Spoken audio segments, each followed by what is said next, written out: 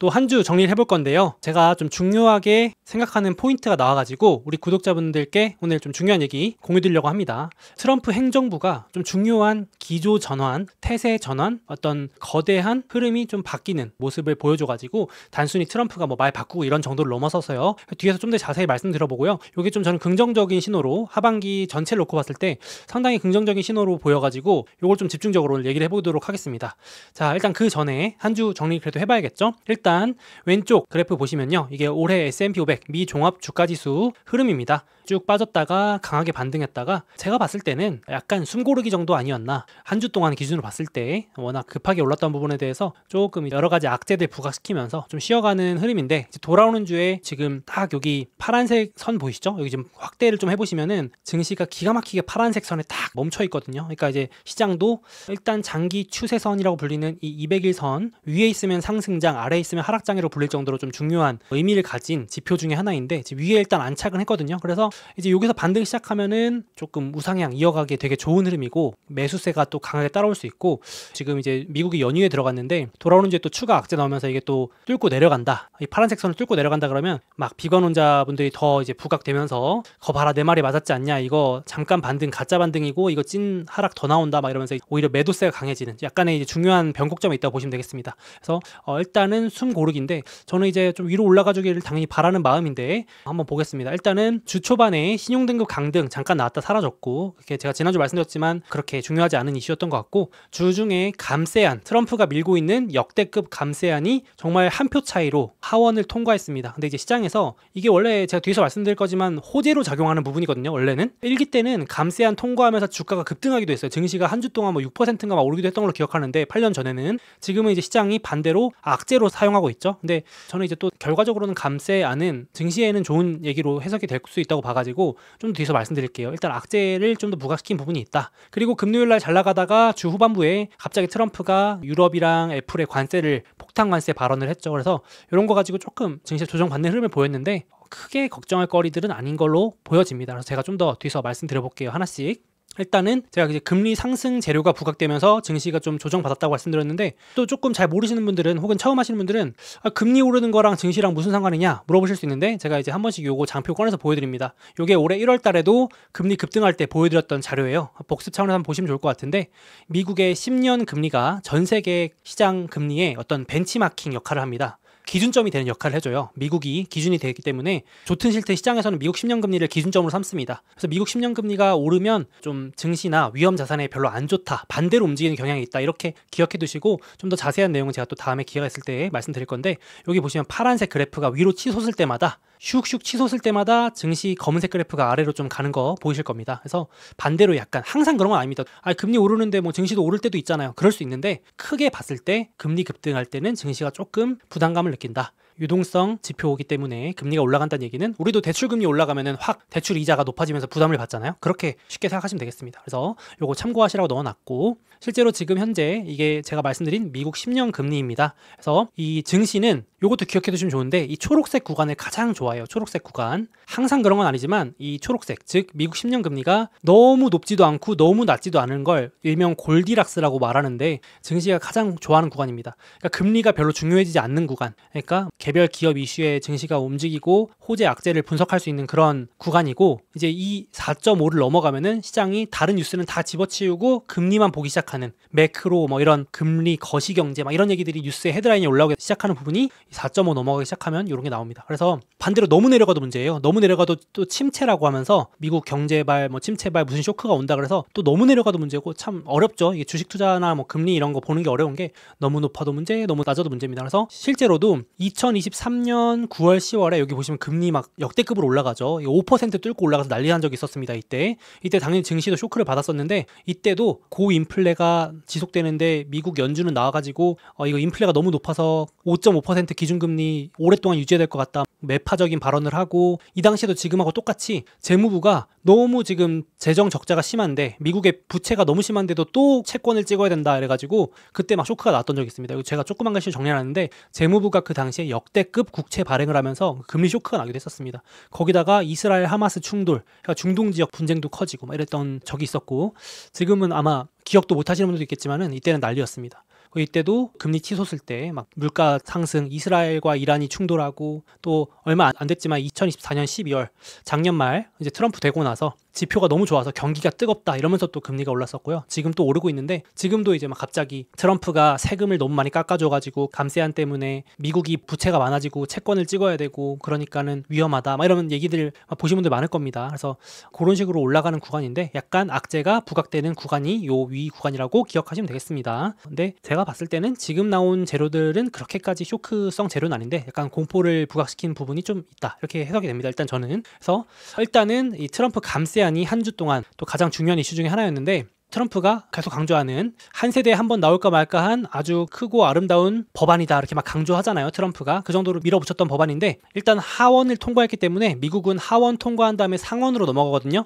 상원까지 통과가 되면 이제 대통령 최종 서명만 하면 통과가 되는데 그게 7월에서 8월 사이라서 아직 좀 남았습니다. 근데 일단은 시장은 이제 요걸 우려하는 겁니다. 제가 앞서 말씀드렸지만 야 지금 뭐 미국의 빚더미 앉아가지고 재정 적자, 정부 부채가 이렇게 많은데 또 세금 깎아주면 그 돈은 어디서 다 가져올 건데 이러면서 시장이 이제 겁을 주는 거죠. 그래서 제가 한번 지난번에 언급드렸으니까 간단하게 넘어갈 건데 이제 각종 세액공제, 세금 깎아주고 팁도 면제해주고 초과근무수당 면세해주고 노인분들도 사회보장수당 받는 거 다 면세로 해주고 자동차 샀을 때 대출 이자도 다 비과세 해주고 이렇게 하면 이제 결국은 그만큼의 세수가 줄어드는 거니까 정부가 부담을 해야 되는 거잖아요. 그러니까 이제 시장에서 야 그러면은 정부가 더 많은 채권을 발행해야 되니까 채권이 많아진다는 얘기는 채권 가격이 떨어진다는 얘기고 채권 가격이 떨어진다는 얘기는 반대로 이제 금리가 올라가는 효과가 있기 때문에 이렇게 반대로 움직이거든요. 그래서 지금 그렇게 고금리 우려 재료가 나왔다 이렇게 보시면 되겠습니다. 근데 이제 부정적인 면을 좀 더 부각했는데 결국에는 이제 하반기 가면은 또 이런 얘기 할 겁니다. 통과되고 나서는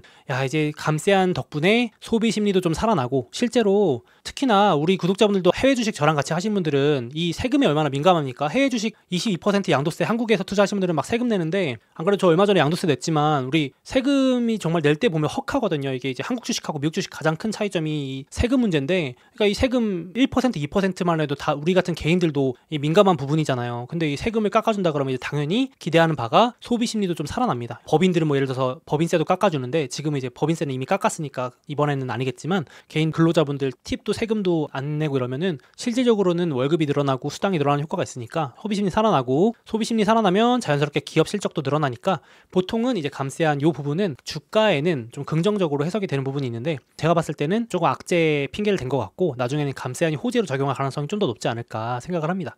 참 증시가 귀에 걸면 귀걸이 코에 걸면 코걸이죠. 관세도 그랬고 월초만 해도 관세는 나쁜 거고 감세는 좋은 거다 그러더니 이제는 갑자기 감세도 나쁜 거다라고 말을 바꾸고 있죠. 그러니까 이 시장이 뉴스가 제멋대로 말을 바꾸기도 하고 입맛에 맞게 바꾸기 때문에 잘 이렇게 기준 잡고 생각하고 판단하는 게 중요한 것 같습니다. 아무튼 요거를 좀 이번엔 악재로 삼았지만 하반기 효과가 나온다면 중장기로 긍정적인 증시에는 긍정적인 효과를 줄 수 있는 법안으로 보인다 이렇게 해석이 되고요. 그리고 일단 트럼프가 금요일날 갑자기 폭탄 발언해서 저도 이제 누워있다가 벌떡 깼는데 협상이 뜻대로 안 되는 것 같습니다. 이제 그래서 유럽에 갑자기 이렇게 얘기를 합니다. 트럼프가 유럽과 협상에 진전이 없이 제자리 걸음 중이다. 도저히 이 조건을 받아들일 수가 없다. 그들과 논의 중인데 이제 마음에 안 든가 봐요. 그래서 나는 6월 1일 당장 일주일 뒤인데 이건 완전히 이제 대놓고 그냥 막무가내식으로 나가는 거죠. 일주일 뒤부터 바로 50% 때리고 싶다. 이렇게 얘기한다는 것 자체가 뭐 나쁘게 말하면 약간 협박성이잖아요. 제가 여기 그려놨지만 협조 안 하냐 이런 느낌이잖아요. 그래서 이제 뒤에서 말씀드릴 거지만 유럽이랑 진전이 안 되는 상황이라고 합니다. 그러니까 지금 트럼프가 중국하고도 관세 전쟁을 약간 멈춘 상태잖아요. 유예했으니까 지금 이제 유럽이나 다른 나라들도 약간 관망하는 거죠. 어라? 트럼프가 중국도 봐주네? 그러면 우리도 그냥 버티다 보면 트럼프가 결국 봐주지 않을까? 약간 이렇게 생각할 수 있잖아요. 그러니까 이제 트럼프가 마음에 안 드는 겁니다. 그렇죠? 그래서 유럽 어쭈구리 약간 이렇게 하는 거겠죠. 그런 발언인데 협상을 위한 발언으로서 증시가 살짝 놀랄 수 있겠지만은 원래 악재도 처음에 맞을 때 제일 휘청휘청하고요. 그 다음부터는 좀 악재의 약발이 떨어진다고 하잖아요. 그게 좀 떨어집니다. 점점. 그러니까 이미 관세발 폭락 고변동은 4월 2일에서 4월 9일 사이에 좀 종료가 된 부분이고 이제 그 다음부터 나오는 관세 이런 정책발 조정은 약간 매수 찬스가 되는 거라고 생각을 합니다. 일단 한번 보시면 좋을 것 같고 제 개인적인 생각입니다만은 그리고 이제 트럼프가 또 곧 이어서 애플한테도 갑자기 합니다. 미국 기업한테 아이폰이 이제 미국에서 제조되고 조립돼야 되는데 자꾸 인도나 다른 데서 만들려고 한다. 이제 미국으로 공장 가져와라. 난 팀쿡한테 오랫동안 말했는데 약간 말을 안 듣는다 식으로 말을 했죠. 그래서 애플한테도 25%의 관세를 지불해야 된다. 뭐 이런 식으로 얘기했는데 시장이 그래서 일시적으로 출렁였다가 여기까지가 이제 출렁였다가 제가 지금부터 말씀드릴 이번 주 가장 중요한 내용, 재무장관이 그냥 철벽 방어를 합니다. 시장 살리기에 들어가죠. 그래서 여기서부터가 좀 잠깐 집중해서 들어주시면 좋을 부분이고 제가 오늘 말씀드릴 주제에도 가장 부합하는 부분입니다. 이 재무장관이 이제 말 그대로 지금 트럼프의 행정부의 어떤 진짜 실세라고 여겨지는 사람이에요. 그래서 참고로 그 4월까지 트럼프의 관세 정책을 주도했던 거는 강경파였는데 막무가내로 막 이렇게 때려잡는 식으로 하는 거였는데 그 4월 쇼크 이후에 지금 주도권을 잡은 게 재무부 장관이고 대표 온건파입니다. 이제 강경파들은 다 물러났고요. 온건파가 주도하기 때문에 재무장관 발언이 더 시장에서 영향력이 있고 이 방향이나 이런 것들을 더 잘 알려주는 역할을 하기 때문에 좀 보실 필요가 있겠습니다. 그래서 재무장관이 핵심은 긍정적으로 걱정하지 마라. 괜찮을 거다라고 결론을 내려준 거거든요. 자, 여기 보시면 바로 해명을 해줍니다. 재무장관이 이제 제가 몇 가지 인터뷰, 블룸버그, 팍스뉴스, CNBC, CNN 나온 거 다 종합해서 가져온 건데 트럼프 발언은 협상용이다. 걱정하지 마라. 이렇게 말하면서 자, 실제로 지금 유럽이 움직이질 않고 있다. 갖고 온 제안 수준이 매우 낮다. 이렇게 얘기를 합니다. 마음에 안 든다는 거죠. 그래서 트럼프가 아마도 EU를 움직이게 하기 위한 것일 것이다. 협상용 발언일 것이다. 유럽한테 진짜로 관세 50% 매겨가지고 진짜 너 죽고 나 죽자 한 게 아니고 트럼프 스타일 알지 않냐. 이제 이렇게 말을 했습니다. 실제 발언할 때. 거기다가 또 시장이 걱정하니까 7월 8일 이제 유예 기간이 얼마 안 남았거든요. 그래서 지금 시장에서도 저도 뒤에서 한번 말씀드릴 거지만 7월 8일이 전 세계 상호관세 유예 종료일이고 8월 중순쯤이 중국 관세 유예 종료일이라서 시장이 이제 7, 8월쯤에 한번 증시가 출렁일 수 있다라는 얘기를 많이 해요. 트럼프가 막판까지도 압박을 줘가지고 푸시해가지고 시장을 흔드는 한이 있더라도 관세 이런 것들로 협박을 해서 협상 카드를 가져올 수 있으니까 저도 만약에 찐 조정이나 출렁이는 게 크게 나올 거면 7, 8월이라고 보고 있었는데 지금은 아니라고 보는 이유기도 한데 그걸 걱정하니까 재무부 장관이 걱정하지 마라. 7월 8일 유예 종료 전까지 관세 유예 종료 전까지 대규모 합의 예상된다. 지금 뭐 여러 국가들 준비하고 있고 최종 딜 중이다. 걱정하지 마라. 지금 유럽만 좀 문제고 다른 나라들은 되게 협조적이다. 이렇게 얘기했고 그걸로도 부족했는지 중국도 조만간 대면 협상할 거다. 만날 거다. 그러니까 걱정하지 마라. 그리고 이제 애플 발언에 대해서도 해명을 해줍니다. 그거 애플에 대해서 25% 진짜 때린다는 게 아니고 안 그래도 지금 트럼프가 이런 반도체 공급망 이런 것들 중요시 하는데 안보 측면에서 애플도 크게 봤을 때 반도체지 않냐. 그래서 애플도 조금 인도나 자꾸 저기 외국으로 빠져나가려고 하지 말고 좀 미국으로 돌아오는데 도움을 달라는 거다. 공급망을 우리 미국으로 가져오게 하려는데 트럼프가 그렇게 발언한 것 같다면서 완전 애둘러서 완전 해명 전문가 이렇게 해서 시장의 오해를 다 막아줍니다. 실제로 이 인터뷰하고 이제 증시가 반등하기도 했었는데 트럼프가 오죽하면 이렇게 평가를 했어요. 재무부 장관이 TV에만 나왔다 하면 증시가 오른다 할 정도로 이 재무장관은 아주 시장 친화적이고 온건파적인 인물입니다. 지금은 어쨌든 트럼프는 공격수고 재무부 장관은 방어해주는 그런 인물로 지금 역할 분담을 하고 있는 상황인데 이렇게 보시면 될 것 같고 요게 이제 관세에 대한 해명이고 그래서 저도 이제 크게 걱정 안 했으면 좋겠다라는 얘기를 드리고 싶은 거고 그리고 두 번째 요게 찐인데 요게 별표를 쳐놓고 싶은데 제가 중요하다고 말씀드리는 부분인데 내용 하나하나가 되게 묵직한 내용들입니다. 그래서 뭐냐면 시장이 제가 앞에서도 말씀드렸지만 지금 금리가 이렇게 상승하고 정부 부채가 치솟는다 그러고 미국 재정 적자가 엄청나다고 하는데 지금 트럼프 행정부는 감세안 통과시켜가지고 세금 깎아주고 하면은 이거 진짜 돈 어떻게 할 거냐 어디서 돈 마련하냐 이거 무제한으로 또 채권 찍어가지고 돌려막기 할 거냐 이랬는데 재무장관이 명쾌하게 답을 줍니다. 결론부터 말하면 재정 적자나 지금 시장이 말하는 것들은 우려는 과도하고 걱정 없다. 통제하에 있다라는 말을 했습니다. 그래서 이 네 가지가 큰 핵심 발언인데 첫 번째는 조금 어려운 내용일 수 있는데 그래도 최대한 간단하게 설명드려볼게요. 그러니까 미국이 지금 트럼프가 감세안 통과시켰고 규제 완화 이것저것 할 건데 그 효과가 하반기에 본격적으로 나오기 시작할 거다. 그래서 3, 4분기부터 숫자로 찍히기 시작할 거다. 1, 2분기 지금 뭐 1분기 미국 역성장 났다 그러고 2분기도 좀 경기 둔화된다 그래서 뭐 여름 침체 올 수 있다 이런 우려들이 있는데 그거 조금 지나고 나면 3, 4분기부터는 확실히 이제 플러스로 돌아설 거다라는 얘기를 하는 겁니다. 그래서 이게 뭐 재정 적자랑 무슨 상관이 있는데요 하실 수 있는데 재무장관이 이 얘기를 하는 겁니다. 부채가 늘어나는 속도보다 즉 우리가 이제 돈 쓰는 속도보다 수입을 더 많이 늘리면 이 적자 비율은 해결되는 문제다라고 얘기를 하는 겁니다. 이 개념이 조금 뭐 어려울 수 있는데 쉽게 설명해서 우리가 신용카드 긁는 속도보다 돈 버는 월급이나 몸값을 높여가지고 성과급 팍팍 받아가지고 월급을 더 받으면은 그러니까 200 벌던 사람이 월 100 쓰는데 제가 300만 원 벌어오면 월 100 쓰는 거는 문제가 이제 점점 줄어드는 거잖아요. 그 얘기를 하는 겁니다. 그래서 계속 얘기를 강조하는 거고요. 그래서 성장을 늘리면 그러니까 미국의 성장, 즉 기업이 투자도 많이 하고 사람들이 돈도 쓰고 기업 실적 늘어나고 주식도 오르고 코인도 오르고 자산시장 붐이 와가지고 호황을 만들어내면은 정부 부채 문제는 속 들어갈 것이다. 이 얘기를 하는 겁니다. 걱정하지 마라. 그걸로도 부족하다면 재무부가 개입할 게 있는데, 두 번째, 자 이제 여름쯤에 은행 규제를 풀어줄 거다. 이게 엄청난 시그널이거든요. 어려운 말로 SLR 규제 완화라고 하는 건데, 이 은행들이 위험할 때를 대비해서 돈을 꼭 얼마만큼 들고 있어야 되는 게 있습니다. 지급준비금이라는 이름으로 막 들고 있어야 돼요.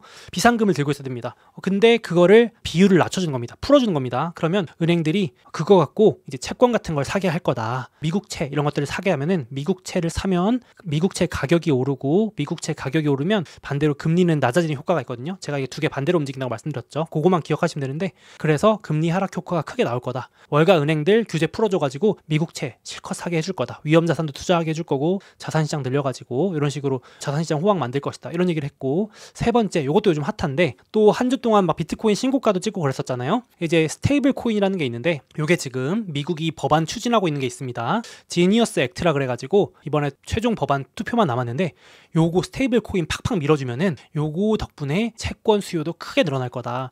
이 법안이 뭐냐면, 그 코인 발행하는, 스테이블 코인이라는 걸 발행하는 코인사들이 의무적으로 미국채를 똑같이 사야 되는 법안입니다. 그래서 제가 100원만큼 스테이블 코인을 발행하면 그만큼 100원치를 이제 미국채를 사들여야 되는, 보유를 의무화시키는 법안이 지금 통과를 앞두고 있습니다. 코앞에 있습니다. 사실상 통과라고 보면 되는데, 트럼프나 재무부 장관이 대놓고 밀어주고 있죠. 지금 코인 시장 띄우는 이유가 있습니다. 그래서 쉽게 말해서 암호화폐 시장이 커지면 커질수록 미국채 수요도 커지는 겁니다. 그러니까 이제 당연히 밀어줄 수밖에 없겠죠. 트럼프가 왜 친암호화폐 대통령이 되겠다고 했는지 너무 뻔히 보이는 중요한 또 얘기였습니다. 그래서 이것도 그렇고 이것도 그렇고, 은행도 채권 사게 만들고, 스테이블 코인 업계도 채권 사게 만들고, 이렇게 해서 미국의 재정 적자, 지금 채권 사줄 사람이 없어서 문제라는데, 이런 식으로 맨날 뉴스 보시면 막 중국도 미국채 판다 그러고 일본도 미국채 팔아서 큰일 났다 막 겁주는 뉴스들이 나오는데, 걱정하지 마세요. 다 우리도 대책이 있습니다. 이렇게 얘기하는 거죠. 물론 이게 이제 현실적일지 아닐지는 봐야겠지만, 지금 재무부는 다 생각이 있다라고 말을 하는 겁니다. 통제 하에 있다가 중요하거든요. 컨트롤 가능하다라는 발언을 강조했습니다. 그리고 이제 이건 아직은 뭐 확실하진 않지만 관세 수입도 크게 늘 것으로 전망되는데, 이런 것도 이제 재정에 좀 도움이 된다. 근데 뭐 비중은 크지 않겠죠. 아무튼 그래서 이런 식으로 적극 방어하는 거 보이시죠? 지금 시장이 우려하는 거, 누가 보면은 거의 뭐 유튜브에 나와가지고 제가 이렇게 리스크 하나씩 읊으면서 해설해 주는 것처럼 조목조목 짚어가지고 지금 문제가 되는 것들 다 전방위로 그냥 강의를 해줬습니다. 강의. 제가 이거 보면서 거의 뭐 재무부 장관 특강인 줄 알았습니다. 그래서 이렇게 보시면 걱정하지 마라. 미국 망하지 않는다. 문제 없다. 그래서 시장이 지금 과도하게 걱정하고 공포를 우려하고 있다라고까지 발언했습니다. 지금 채권시장과 주식시장 다 살리는 거죠. 그런 노력이 있습니다. 그래서 지금 제가 그 한 주 동안 또 다른 인터뷰에서, 이거 너무 중요해서 별표 쳐놓고 제가 메모해 놓은 건데, 이 소수 의견에 공유드렸던 내용이죠. 그래서 트럼프가 지금, 야, 이거 트럼프 행정부가 이 기조 변화가 있는 것 같다. 태세 전환된 것 같다. 분명히 4월까지는 허리띠 졸라매기 정책이었는데 갑자기 이 주요 인물들의 발언이 다 바뀌었어요. 적자 줄이는 것보다도 성장을 확대하겠다. 이렇게 주식시장 올리고 경제 성장시켜가지고 성장시키는 게 더 쉽다, 이렇게 판단을 한 거겠죠. 적자 줄이는 게 너무 어려우니까. 그래서 자, 여기도 재무장관이 뭐라 그러면은, 우리는 바이든 행정부로부터 너무 높은 적자를 물려받았는데 이거 지출 줄이는 것보다는 성장을 빠르게 하면은 부채 비율을 안정화시킬 수 있다. 제가 아까 말씀드린 내용입니다. 카드값이 늘어나는 속도보다 월급이 늘어나는 속도를 늘리면 그러면 전체 내가 벌어들인 수익 대비 빚내는 게 비중이 줄어드니까 안정화된다는 얘기입니다. 문제가 되지 않는다는 거죠. 그래서 그렇게 해결하기로 기조를 변화시켰습니다. 그래서 제가 이렇게 써놨죠. 트럼프 행정부 기조가 바뀌었습니다. 4월까지는 도지나 무슨 정부 효율부 이런 걸로 해서 재정 적자를 줄이는 쪽, 제가 소개를 많이 해드렸잖아요. 근데 많은 분들이 댓글에서 이제 현실 가능하지 않다, 머스크가 뭐 엄청 줄인다 그랬는데 그거 할 수 있겠냐, 그런 우려를 해주셨는데, 정말 그런 식으로 현실적으로 쉽지 않다는 걸 느꼈는지 5월부터는 갑자기 백악관, 경제위원장, 재무부 장관, 중요 인사들이 줄줄이 갑자기 말을 바꾸면서 적자 줄이는 거는 어렵고 성장 확대로 갑니다. 하반기 성장, 감세, 규제 완화, 혁신 촉구, 자산시장 펌핑 통해서 이렇게 하는 쪽으로 방향을 틀었다. 그래서 감세 규제 완화 돈 풀기로 부채 비율을 낮춘다. 그래서 이렇게 되면 나스닥 코인 등 위험자산 선호가 올라갈 가능성이 높다라고 저는 판단을 내렸는데, 이래서 제가 이제 기조 변화가 자산시장에는 상당히 긍정적으로 보여질 수 있다라고 해석을 내린 겁니다. 이게 저의 생각인데 제가 판단한 게 틀릴 수 있으니까 참고만 하시고, 저는 이제 근거가 이렇다는 거죠. 그래서 저의 생각한 근거는, 그러던 와중에 오늘 주말에 갑자기 머스크가 쐐기를 박아줍니다. 제가 이거를 확신을 내리게 되는데 좀 더 도움을 준 게 머스크 발언이 똑같은 말을 해줍니다. 머스크가 갑자기, 자, 내가 생각을 많이 해봤는데 결론을 내렸다. 성장을 확대하는 것이 필수라는 결론을 내렸다. 왜냐, 내가 올해 도지 그러니까 미국의 정부 효율부 이런 걸로 이제 백악관도 들어가가지고 미국의 재정 적자를 어떻게든 해소해 보려고, 이 머스크의 표현을 그대로 빌리자면 미국의 파산을 막기 위해서, 연기하기 위해서 어떻게든 좀 시점을 늦춰보려고 많은 노력을 했다. 그러니까 괄호 열고 이제 지출 축소죠. 막 정부에 만연해 있는 낭비적인 부분, 눈먼 돈, 새는 돈 이런 거 찾아가지고 AI 해가지고 막아보려고 했는데 솔직히 쉽지 않았던 것 같아요. 그러니까 이제 사실상 나쁘게 말하면 좀 실패에 가깝다는 평가를 받습니다. 이게 좀 저도 물론 머스크 팬이고 했는데 없는 말을 할 수 없으니까 쉽지 않았다는 거죠. 팻말 보시는 것처럼 반대도 심하고 지금 법원에서 소송 걸려 있는 것도 많고, 지금 머스크 혼자서 뭐 아무리 전 세계 재벌이라고 하더라도 한 명이 쉽지 않죠. 그 백악관에 들어가가지고 막 몇만 명 해고하고 이런 거에 개입하는 게 참 쉽지는 않은 일이잖아요. 그래서 머스크도 여기 한숨 쉬고 있지만 쉽지 않았나 봐요. 그래서 주말에 생각을 많이 했는데 이제 이거 안 된다. 그러면 뭐냐? 지출 줄이는 거 안 되니까 우리가 그렇잖아요. 가계부 열어놓고 판단을 하잖아요. 다음 달부터 카드값 줄여볼까? 다음 달부터 라면만 먹어보자. 그냥 진짜 차 타고 다니지 말고 그냥 소고기나 돼지고기는 말도 안 되고 그냥 라면 먹고 한번 버텨보자 할 건지, 이건 아닌데 하면은 답은 이제 더 열심히 일하는 거밖에 없잖아요. 이래가지고 더 몸값을 올리는 거. 머스크가 해봤는데 허리띠 졸라매기는 도저히 쉽지 않고, 현실적으로 급격한 생산성 확대밖에는 답이 없다. 미국을 구할 수 있는 방법 이것뿐이다 라고 하면서 결론 내렸습니다. 이제 무슨 말인지 좀 이해가 되시죠? 그러니까 지금 그 백악관 행정부의 기조 변화가 명확하게 지금 계속해서 5월 들어서 4월하고 5월하고 완전히 달라졌습니다. 180도. 이제 지출 축소 얘기 안 하는 거예요. 이 돈줄 줄이겠다 이런 얘기 싹 사라졌죠. 그렇죠? 완전히 바뀌었습니다. 그래서 저는 이게 자산시장 우리 투자자 관점에서도 아주 중요한 변화라고 생각하기 때문에 꼭 말씀을 드리고 싶었고 한번 참고해 보시기 바라겠습니다. 그래서 여기 댓글에 어떤 분이 그러면은 머스크가 지금 당신이 지금 하고 있는 그 생산성 확대 노력으로는 뭐가 있냐 그랬더니, 자기는 이제 자율주행하고 옵티머스가 어마어마한 생산성 확대를 이끌 건데 실질적으로 미국을 바꾸는 데 걸리는 시간은 자율주행 1, 2년, 옵티머스는 4, 5년이다 라고 말을 했습니다.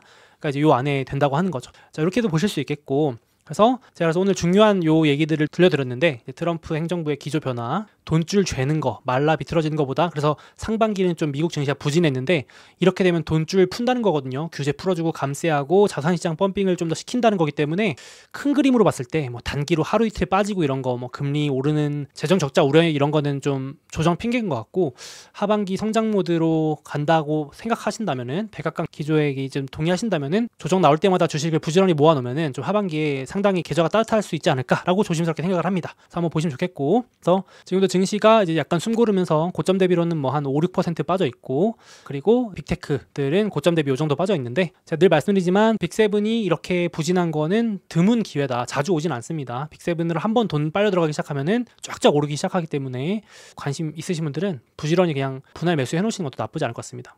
시장 지수랑 빅세븐은 우상향 할 수 있으니까 제가 뭐 잡주 테마주 추천드리는 것도 아니고 우량주에 한해서 말씀드리고 싶습니다. 시장 지수랑 이렇게 보시면 될 것 같고, 그리고 두 번째가 이제 제가 말씀드렸지만 뭐 코인 띄우기, 은행 규제 완화 말씀드렸잖아요. 그래서 지금 대놓고 이번 주에 재무장관도 스테이블 코인이라는 코인 시장 띄우면 채권이 살아나기 때문에 코인 띄울 거고, 백악관 암호화폐 고문인 데이비드 sak스라는 인물도 이번 주에 인터뷰 나와서 코인 시장 띄우면 미 국채가 수요가 수조 따라 늘어날 거기 때문에 될 거다. 지금 미국은 채권 사줄 사람이 필요하거든요. 금리도 안정시키기 위해서. 그러니까 이제 비트코인도 신고가 돌파하고, 냄새 맡은 월가가 돈 냄새 기가 막히게 잘 받잖아요. 그러니까 이제 빅4, JP모건, 뱅크 오브 아메리카, 시티, 웰스파고, 월가 4대 은행이 공동으로 이제 스테이블 코인이라는 걸 개발한다. 그러니까 이제 뭐 스테이블 코인이 뭐냐 이런 것들은 차치하고, 월가도 코인 시장에 이제 진입하려고 아주 그냥 대놓고 얘기를 하고 있는데, 이게 다 지금 규제 풀어주는 거에 냄새를 맡고 움직이고 있는 겁니다. 그래서 대놓고 트럼프 행정부가 암호화폐 시장을 띄우려고 한다라는 것도 한번 생각해 보실 필요가 있겠습니다. 그래서 실제로 1기 때도 트럼프가 금융주 엄청 밀어줬거든요. 규제 완화 많이 해줬어요. 그래서 월가들이 의무적으로 돈을 묶어놔야 되는 비중도 확 내려줘가지고 위험자산에 투자하면서 월가 주식들이 그 당시에도 돈이 많이 올랐었습니다. 1기 때도 기억나는데, 그때는 미중 관세 전쟁이 아니라 그때는 미중 무역 분쟁이어가지고 증시들이 휘청휘청 거릴 때도 금융주들이 잘 나갔었는데, 지금도 이제 금융주들 저렇게 규제 완화해주고 막 돈 풀어서 수익 내게 해주면 또 주가가 좀 괜찮을 수 있고, 그때는 없었지만 지금 암호화폐 관련된 주식들도 좀 호재로 받아들여지고 있죠. 특히나 코인베이스라고 하는, 여기 COIN, 티코드 코인인데, 요 회사가 S&P 500 지수에, 미국 종합주가 지수, 한국으로 치면 코스피 200 지수에 코인주가 들어온 겁니다. 상상되시나요? 약간 상징적인 얘기입니다. 저희가 중요해서 저도 이제 메모해놨는데 5월 19일자가 상당히 상징적인 날입니다. 미국 이 되게 보수적인 그 S&P 500, 미국의 500개 초우량주만 모아놓은 그 집단에 코인주가 처음 들어온 일이 이번 주에 있었습니다. 그래서 저는 코인 관심 없다니까요. 그러는데 S&P 500 사시는 분들은 간접적으로 코인주에 투자하고 계신 셈입니다. 이제 노출이 되는 거죠. 점점 늘어나고 있습니다. 비트코인만 세계에서 가장 많이 모으는 스트레치라는 회사도 나스닥 100 지수에 편입이 이미 돼 있죠. 그 나스닥 100만 원천을 모으는데 하신 분들도 이미 코인주에 노출이 되신 겁니다. 또 그런 것도 한번 생각해 보실 필요가 있겠습니다. 이렇게 보실 수 있겠고, 또 그리고 한 가지 또 꼭 얘기해야 되는 게 골든돔이라는 또 방산 우주 쪽에 큰 빅 이슈가 나왔죠. 잠깐 말씀드리면 트럼프가 1기 때도 그랬는데 트럼프 1기 때도 우주 쪽 관련해서 엄청 밀어줬거든요. 트럼프가 이 우주 이쪽에 관심이 많아서 혁신, 규제 완화 쪽에 관심이 많은데 우주 기반으로 미국을 막아주는 골든돔, 돔 형태로 이렇게 유리막처럼 막아주는 프로젝트를 발표했습니다. 그래서 어마어마한 금액 200조가 넘는 규모를 투입해서 임기 내 한 3년 정도 걸린다고 보는데 현실적으로 뭐 안 된다는 것도 있는데 그건 차치하고 임기 내 구축 목표입니다. 그래서 트럼프가 전 세계 어디서 발사되든 중국이 쏘든 러시아가 쏘든 북한이 쏘든 심지어 우주에서 발사되는 미사일도 요격할 수 있을 것이다. 그래서 이거 담당은 우주군이 총괄합니다. 트럼프 1기 때 우주군 막 만들고 그랬었는데 제가 또 기억이 나네요. 그때도 막 제가 신기해서 공부하고 그랬었는데 이 프로젝트도 우주군이라는 게 있습니다. 미국에 총괄하고요. 그래서 최대 수혜주가 지금 미국에서도 외신들이 논란이라고 할 정도로 머스크가 가지고 있는 스페이스X가 최대 수혜라고 하죠. 테8 테슬라는 아니지만 머스크와 팔란티어. 왜냐? 우주에서도 이 미사일을 요격하려면 당연히 군사 위성이 필요하기 때문에 군사 위성 쏘아 올리려면 스페이스X가 가진 기술을 써야 되겠죠. 그래서 이거 이제 대놓고 머스크한테 선물 주는 거죠. 스페이스X가 이 머스크가 지분이 아주 높습니다. 테슬라보다 훨씬 높아요. 지분율이 20%가 넘나. 아무튼 머스크가 사실 스페이스X에 대한 애정도 되게 크죠. 그래서 화성 갈 거니까 최종 목표로 화성이기 때문에 스페이스X인데 트럼프가 이제 요거 골든돔 프로젝트 해주는 게 사실상 막 밀어주는 거 아니냐라는 좀 부정적인 의견도 있을 정도로 특혜를 많이 본다고 되고 있는데 확정은 아닙니다. 이제 입찰 들어갔는데 사실상 경쟁사가 없죠. 그래서 스페이스X 위성 우주, 그리고 이제 우주에서 감시하려면 감시 또 전문가 있지 않습니까? 미국의 팔란티어 보안 감시 최강자. 그래서 지금 팔란티어가 또 최대 수혜 중에 하나로 테8이 된 거죠. 테슬라와 스페이스X는 다른 주식입니다만 그냥 편의상 제가 테8로 부릅니다. 혹시 오해하실까봐. 스페이스X는 비상장이라 가지고 그렇게 되고, 그래서 제가 사실은 이 방산주 ETF가 올해 내내 강세였잖아요. 저도 소개 한 번씩 해드렸는데 원래는 저 이제 글로벌 방산주 요 ETF를 먼저 소개해드렸었던 기억이 나요. 왜냐면은 올해 미국은 기억나시잖아요. 막 국방 예산 줄인다. 그래서 한번 막 방산주 떨어지고 그랬었거든요. 앞으로 5년 동안 미국은 재정 지출 감축 그런 것 때문에 앞으로 5년 동안 매년 8%씩인가 막 엄청 줄인다 막 이렇게 해가지고 저도 미국 방산주보다는 올해는 글로벌 방산주가 나을 것 같습니다. 이 얘기를 드리면서 요 ETF가 나을 것 같아요 말씀드렸는데 근데 여기도 좋지만 여기는 뭐 압도적으로 좋지만 올해 47.8% 전 세계 방위비 늘어나고 유럽이 재무장한다는 그 명분으로 지금 엄청나게 좋은데 지금 골든돔 프로젝트랑 지금 트럼프가 군사 지출을 결국은 국방비를 늘리는 걸로 발표를 해가지고 좀 뒤늦게 갑자기 이제 미국 방산주도 불이 붙었습니다. 이게 트럼프가 제가 말씀드렸지만 여기 써놨습니다만 국방 예산을 줄인다 그랬는데 저도 그래서 올해 미국 방산주 좀 재미없나 했는데 발표된 거 보니까 이 예산안이 나왔거든요. 트럼프 예산안 내년도 거. 국방 예산을 줄이긴커녕 13% 어마어마하게 늘리는 걸로 발표를 한 거예요. 물론 이거 확정은 아닌데, 그래서 이제 우리가 흔히들 미국이 왜 천조국이냐면 국방비만 1,000조 원 쓴다 그래서 천조국이라고 이제 우스갯소리를 얘기했었거든요. 1,000조 원이 이제 원화로 1조 달러 예전에 안 됐었어요. 근데 지금 이제 최초로 1조 달러면 1,000조 원이 아니라 1,400조 원 정도 되는 거잖아요. 어마어마합니다. 환율도 올라갔지만 1,000조국의 1,000조 원이 아니고 1,400조 원 이제 넘어가는 정도로 미국 기준으로는 최초로 국방비가 1조 달러 넘어가는 상황이 이제 일어나니까 저도 이제 그래서 원래 방산주는 그냥 글로벌만 보려고 그랬는데 이제 뭐 미국 방산주들도 이렇게 되면은 이제 악재가 해소된 거죠. 미국 국방비에 따라서 연동되는 게 미국 방산주인데 여기 보시면 수익률 장난 아니죠. 올해 지금 플러스로 다 돌아섰습니다. 지금 거의 마이너스가 없죠. 원래 이제 글로벌 방산주들이 좋았는데 그래서 올해 플러스 17% 미국 방산주도 오르니까 뭐 지수보다 압도적으로 높죠. 지금 지수가 마이너스 플러스 왔다 갔다 하고 있는데 그렇습니다. 그래서 트럼프 트레이딩에 여기 방산주도 좀 추가해놨습니다. 방산항공 그냥 이렇게 컨셉으로 방산 우주. 그래서 사실 스페이스X가 상장돼 있다면 뭐 날아다녔겠지만 지금 비상장이니까 우주 관련 직간접 수혜주들이 넣어놨고 아직은 마이너스 중소형 적자 주식들이어가지고 트럼프 트레이딩 주들이 돌아가면서 지금 들썩썩하고 있는 부분입니다. 방산도 소개해드렸고 방산 우주, 금융, 암호화폐 이렇게 또 제가 돌아가면서 한 번씩 이슈 있을 때마다 소개를 해드리고 있고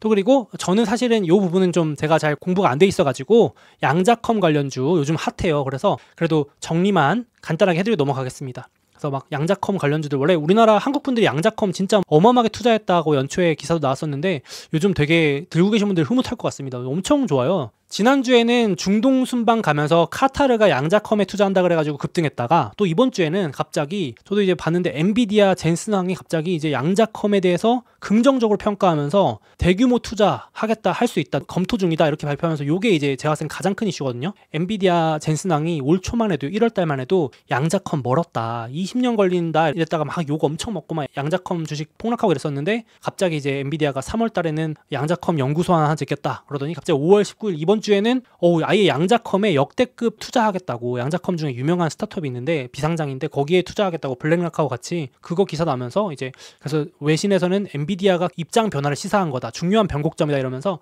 약간 또 그걸로 호재 삼아서 이슈가 있었습니다. 그 외에도 여러 가지 지금 상용화가 점점 가까워질 거라는 기대감으로 오르고 있다 보시면 되겠습니다. 그래서 저는 이제 투자는 직접적으로는 안 하고 있는데 제가 잘 모르는 분야라서 말씀드리기 조심스럽지만 동향 파악용으로 공유 드렸습니다. 그래서 트럼프 트레이딩에도 양자는 들어 있습니다. 여기 트럼프가 밀어주겠다고 했기 때문에 1기 때도 양자 트럼프가 밀어줬었고요. 이번에도 국가에서 밀어주는 양자 기술 발전, 또 정부 차원에서 밀어주는 것도 승인했더라고요. 그리고 달파, 미국에서 외계인 고문할 때 쓰는 기술 만든다는, 세상에 존재하면 안 되는 기술을 만드는 곳이라고 불리는, 우스갯소리로 불리는 그곳에서도 양자 기술 개발하고 있다고 해서 정부에서도 밀어주고 있다 이렇게 보시면 되겠습니다. 참고하시라고 말씀드렸고요. 그래서 한 주 정리해봤고 아직 관세 전쟁이 끝난 건 아니기 때문에 그 피난처 주식들도 돌아가면서 좀 좋은 분위기긴 합니다. 올해 가장 좋은 거는 관세 피난처 주식이긴 합니다. 그래서 소프트웨어, 광고, 관세가 영향 없는, 돌아오는 주에도 계속 뭐 트럼프가 관세 갖고 이랬다 저랬다 하고 관세가 하루 만에 끝날 게 아니기 때문에 올해는 조금 이쪽이 또 괜찮을 수 있기 때문에 제가 계속 관세 피난처 맵 한 번씩 공유 드립니다. 참고하시기 바라겠습니다. 정리해봤고 추가로 만약에 금리가 좀 더 올라간다면은 증시가 조정을 받을 수 있는데 저는 이제 지나고 나보면은 항상 그런 금리 핑계로 증시가 빠졌을 때는 기회더라고요. 그래가지고 조심스럽지만은 이런 거는 조정 재료 추가 매수 기회로 생각을 저는 해보고 있습니다. 좀 봐야겠지만 참고하시기 바라겠고요.